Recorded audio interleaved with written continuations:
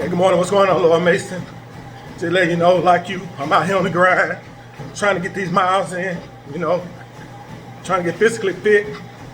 So challenge accepted for today. Trying to get these 3.5 miles in. Might try to push through to 4.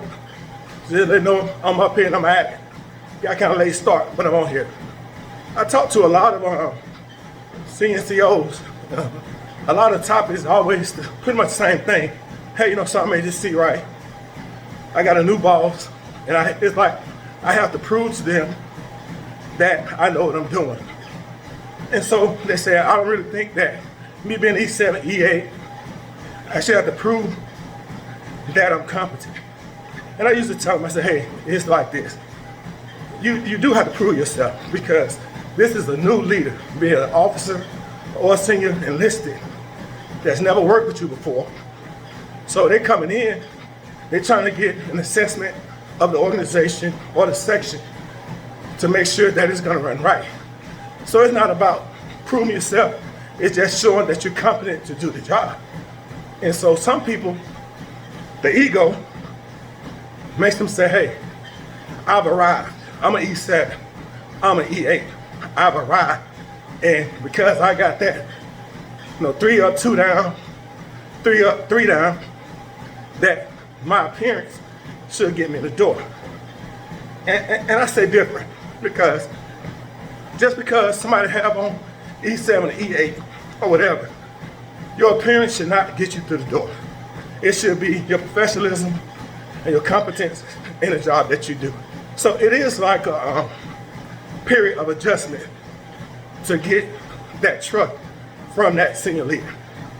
And don't take it as them saying that you're not competent or you're not good enough. It's just them getting a good assessment of you as that soon-to-be leader in the organization.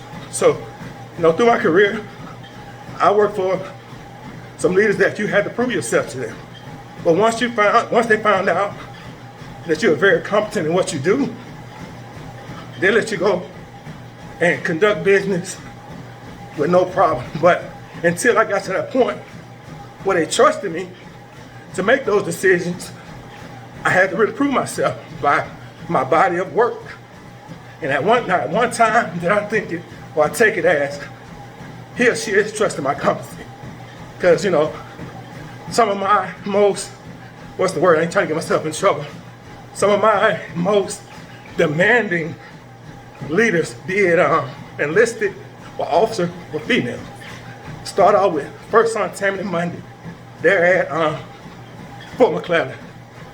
Cynthia May, my first mentor, very good friend.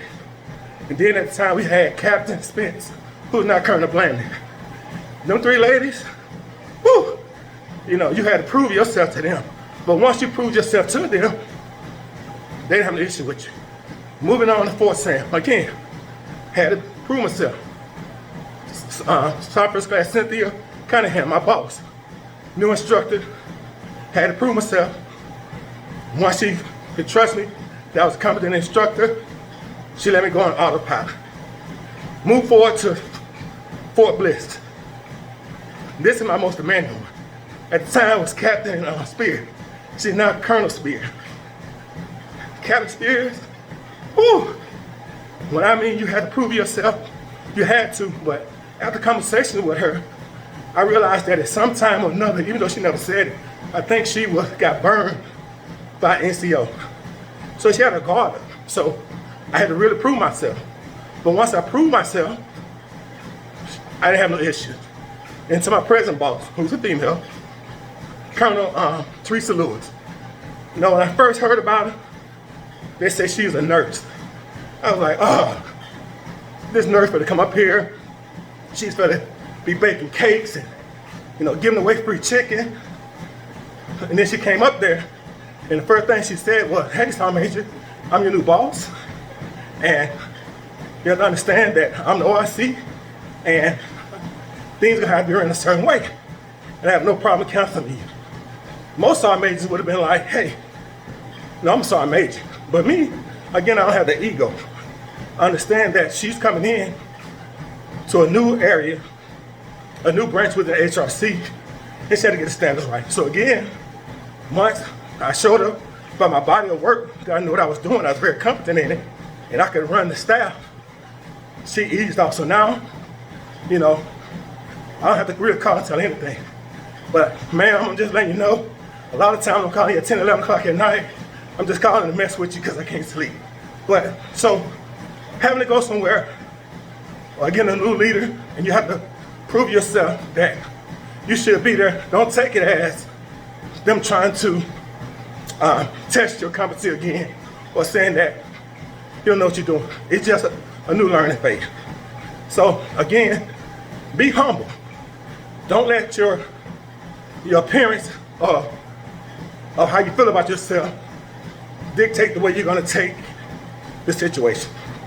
So again, you know, it's about that senior leader, being an officer or enlisted, just trusting you to make sure that you're the right person for the job. All right, and like as usual, if you can get out and do 35 minutes of physical activity today, get out and do it. Take a nice walk, you know, do something to move around. With that being said, hey, y'all take it easy.